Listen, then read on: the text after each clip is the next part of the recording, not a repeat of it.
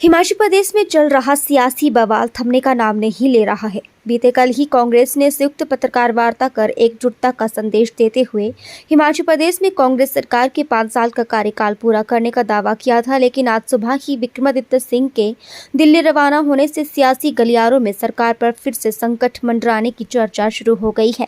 हालांकि प्रतिभा सिंह ने कहा कि वे कांग्रेस की मजबूती के लिए काम कर रही हैं और विक्रमादित्य सिंह दिल्ली सरकारी कार्य से गए हैं, जिसका टूर प्रोग्राम भी साझा किया गया है और पार्टी हाईकमान से इस दौरान मुलाकात कर सकते हैं। प्रतिभा सिंह ने कहा कि आज कांग्रेस सरकार को जो संकट आया है, इसकी उनको पहले से आशंका थी और कई बार मुख्यमंत्री के समक्ष कार्यकर्ताओं और विधायकों की नाराजगी की बात भी रखी गई थी, लेकिन पार्टी हाईकमान और मुख्यमंत्री ने बात नहीं सुनी, जिसके चलते आज कांग्रेस सरकार संकट में है। मैम, एक खबर जो काफी बार हो रही है कि विक्रमादित्य सिंह जो है वो देर रात को मिलने गए हैं 6 बागी विधायकों से। इसकी कितनी सत्यता है मैम, थोड़ा इसके बारे में बताएं सबसे पहले। मैं आपसे भी आग्रह करना चाहती हूँ कि विक्रमादित्य का टूर प्रोग्राम निकला है, आप उस टूर प्रोग्राम को देख लें, फिर आपको पता चल जाएगा कि विक्रमादित्य कहाँ गए हैं और किस उद्देश्य से गए। दिल्ली गए मैम। अब हो सकता है कुछ और उसका इशू हो, हाईकमांड से उसने मिलना हो, उनको फोन आया हो, उनसे बातचीत करने के लिए वो गए हैं। हम सोचना है कि सोनिया गांधी से मिलने गए हैं, इस सही सूचना है? हाँ, वो क्यों नहीं, हाईकमांड बुलाएगी तो हम बात करेंगे ही, उनसे जाएंगे उनके पास। एक खबर और है कि प्रतिभा सिंह जो है वो भाजपा में शामिल हो सकते हैं, इसको लेकर आप ही बता देना, काफी वायरल हो रही है ये चीजें। ऐसा कुछ नहीं है, अभी तक ना मेरे जहन में ऐसी बात है, ना मेरी सोच ऐसी है। मैं तो कांग्रेस की मजबूती के लिए सारा जीवन हमने काम किया है, तो अभी भी हम कांग्रेस को मजबूत करने के लिए, सरकार को बरकरार करने के लिए हम बैठे हैं। और जो भी ग्रीवेंसेस थे वो हाईकमांड ने 3 ऑब्जर्वर्स यहाँ भेजे, उनके साथ बैठकर बड़ी लंबी वार्ता हुई है। जो भी नाराज़गी है वो हमने उनके सामने रखी है। उन्होंने माननीय मुख्यमंत्री के सामने बैठकर सभी से चर्चा की है और ये मैं मानती हूँ कि एकदम तो सॉल्व नहीं हो सकते, धीरे धीरे टाइम लगेगा और उनको सॉल्व करने का हम लोग प्रयास करेंगे। आपने एक बयान दिया था कि जो 6 बागी विधायक है, जिस प्रकार से लोकसभा चुनाव काफी नजदीक हैं, इसका लॉस कहीं ना कहीं पार्टी को हो सकता है लोकसभा चुनाव में, तो क्या कोई ऐसा संपर्क किया जा रहा है उनसे कि वापसी आए? देखिए, आई थिंक वो कोर्ट का दरवाजा खटखटा रहे हैं, क्या निर्णय होता, क्या फैसला होता है, वो अब देखने वाली बात है। नाराजगी की बात यहाँ पे चल रही है कि नाराजगी पहले भी यहाँ पे रही है, चाहे छोटा सा कार्यकर्ता था वो भी नाराज था, अब जो विधायक पे नाराजगी है, तो अब आने वाले समय में क्या लगता है कि ये सारी चीजें संतुलन हो पाएगी? आपने हमेशा जो है जो सरकार के सामने भी ये बात रखी है कि संगठन और सरकार के बीच में तालमेल यहाँ है। इस बात से मैं शुरू से चिंतित थी। मुझे पता था कि जब हम चुनाव का सामना करते हैं, मैदान में उतरते हैं, तो लोगों की क्या क्या ग्रीवेंसेस रहती है, क्या क्या नाराजगी रहती है, वो मुझे उसका आभास था। इन्हीं विषयों को लेकर मैं बार बार मुख्यमंत्री को कह रही थी कि आप संगठन के जो कार्यकर्ता हैं, जिन्होंने रात दिन पार्टी के लिए काम किया, उनको कहीं स्थान दें, चाहे आप उनको कमिटीज में डालें, चाहे आप उनको कहीं ना कहीं एडजस्ट करें, तो शायद हमारी पार्टी को मजबूती मिलेगी।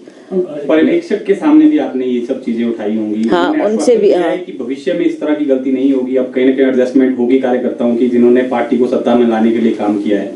देखिए, 14 महीने का समय बहुत लंबा होता है और 14 महीने में आप इन इश्यूज को सॉल्व नहीं कर सके, जिसकी वजह से ऐसी क्राइसिस का हमको सामना करना पड़ रहा है। अगर हमारी बात की सुनवाई की होती, इन ग्रीवेंसेस को दूर किया होता, तो शायद आज ये हालात ना बनते। एनीवे, जो भी हालात है उन पर वी आर ट्राइंग कि लेट्स सॉर्ट देम आउट, बैठते हैं, बातचीत करते हैं और सरकार जो हमने बड़ी मेहनत से बनाई है वो सरकार बरकरार है। ऐसे में क्योंकि अब 6 बागी हो गए, अगर उनकी सदस्यता बहाल नहीं होती है, रद्द हो जाती है, फिर उपचुनाव के लिए आपको जाना पड़ेगा। 34 का आंकड़ा भी आपके पास है।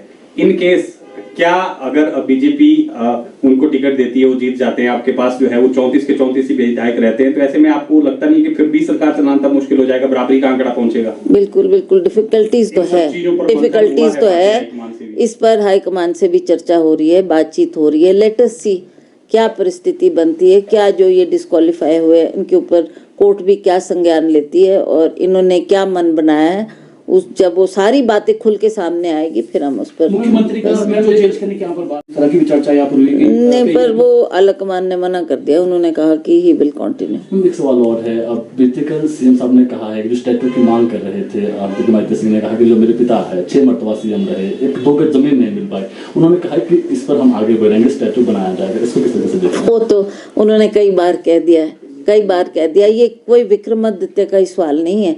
इस बात को पूरी हिमाचल प्रदेश की जनता चाहती थी कि जिस इंसान ने इतना कुछ हिमाचल प्रदेश के विकास के लिए किया है, कम से कम एक मूर्ति लगाना कौन सी बड़ी बात थी। मूर्ति के लिए भी लोग कंट्रीब्यूट करने को तैयार थे। उनको ये खुशी होती भी हमने भी इसमें थोड़ा अंशदान दिया है, तो people were ready. We were not asking कि आप मूर्ति ला के दो और करो, that people would have done. Only बात थी उस थोड़ी सी जमीन की कि जो लोग चाहते थे इतनी जमीन मिल जाए, उनकी मूर्ति लग जाती, ये इशू होना ही नहीं था। ज्योतिरादित्य सिंह का एक और सवाल था कि मुझे कहीं ना कहीं कमजोर करने का प्रयास किया जा रहा है, तो अब क्या श्योरिटी बनी है, जो ऑब्जर्वर से बातचीत हुई है कि उनके विभाग में दखलबाजी नहीं दी जाएगी? हुआ ना ऐसा, तभी उसने थोड़ी नाराजगी जाहिर की। वो उन्हीं की बात नहीं है, दूसरे मिनिस्टर्स की बात भी ऐसी है। अगर आप ही की कैबिनेट के मिनिस्टर हैं, आपने उनको मिनिस्टर बना, give them a free hand, give them a free hand and let them do what they are doing in the field. वो भी कांग्रेस की बेहतरी के लिए काम करना था ना उन्होंने। पर अगर आप उनके ऊपर थोड़ा मतलब उनको फ्री हैंड नहीं देंगे तो फिर वो आगे जिस तरीके से काम करना चाहते हैं उसमें बहुत सी बाधाएं आ जाती है। तो ये एक इशू था। बेशक अब चीजें सेटल हो गई हैं, जिस तरह से आप भी कह रही थी, अब जो है वो सामंजस्य बैठ गया है। लेकिन अगर इसी तरह का आगे भी चलता रहा, क्योंकि अभी भी लग रहा है कि उतना तालमेल नहीं बन पाया है, तो भविष्य में भी एक खतरा फिर से पैदा हो सकता है। हाईकमान को इसमें संज्ञान लेने की देखिए, अब सबसे बड़ी बात यह है कि जो 3 ऑब्जर्वर्स यहाँ आए थे उन्होंने बात की है हाईकमांड से।